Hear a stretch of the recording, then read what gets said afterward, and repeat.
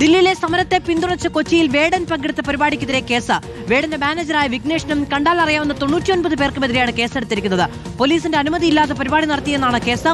അർജുൻ മട്ടന്നൂർ വിവരങ്ങളുമായി ചേരുകയാണ്. അർജുൻ, അതൊരു കലാസാംസ്കാരിക കൂട്ടായ്മയായിരുന്നു. പാട്ടുകൾ പാടിയും സംസാരിച്ചുമൊക്കെ തീർന്ന ഒരു കൂട്ടായ്മയാണ്. എന്തെങ്കിലും തരത്തിൽ പൊതുജനങ്ങൾക്ക് ശല്യമുണ്ടാകുന്ന തരത്തിൽ ഒരു വേദിയായിരുന്നു അത്?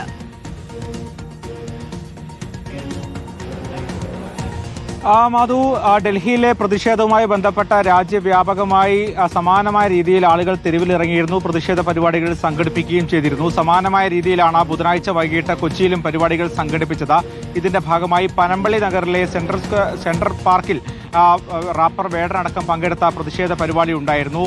CK വിനീത്, അതോടൊപ്പം തന്നെ അലോഷി യാദവ് തുടങ്ങിയവരൊക്കെ തന്നെ ഈ പരിപാടിയിൽ പങ്കെടുക്കുകയും ചെയ്തിരുന്നു. പക്ഷേ ഇപ്പോൾ ഇതുമായി ബന്ധപ്പെട്ട എറണാകുളം സൗത്ത് പോലീസ് ഇതിന്റെ സംഘാടകർക്കെതിരെ കേസെടുത്തിരിക്കുകയാണ്. റാപ്പർ വേടന്റെ മാനേജറായ വിഘ്നേഷ്, അതോടൊപ്പം തന്നെ കണ്ടാൽ അറിയാവുന്ന 99 പേർക്കെതിരെയുമാണ് ഇപ്പോൾ കേസെടുത്തിരിക്കുന്നത്. ഈ FIR-ൽ പ്രധാനമായും പറയുന്നത് മുൻകൂർ അനുമതിയില്ലാതെ പരിപാടി നടത്തി എന്നുള്ളതാണ്. മാത്രവുമല്ല, പോലീസ് നോട്ടീസ് നൽകിയിട്ടും ആ നോട്ടീസ് അവഗണിച്ചുകൊണ്ട് പരിപാടിയുമായി മുന്നോട്ട് പോയി എന്നും FIR-ൽ പറയുന്നുണ്ട്.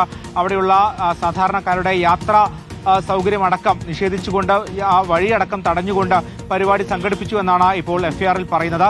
ഏതായാലും ഇപ്പോൾ കേസെടുത്തിരിക്കുകയാണ് ഈ സംഭവവുമായി ബന്ധപ്പെട്ട്. അർജുൻ മട്ടന്നൂരാണ് വിവരങ്ങൾ നൽകിയത്. വേടനും കണ്ടാൽ അറിയാവുന്ന 90-ലേറെ പേർക്കും എതിരെയാണ് ഇപ്പോൾ കേസെടുത്തിരിക്കുന്നത്.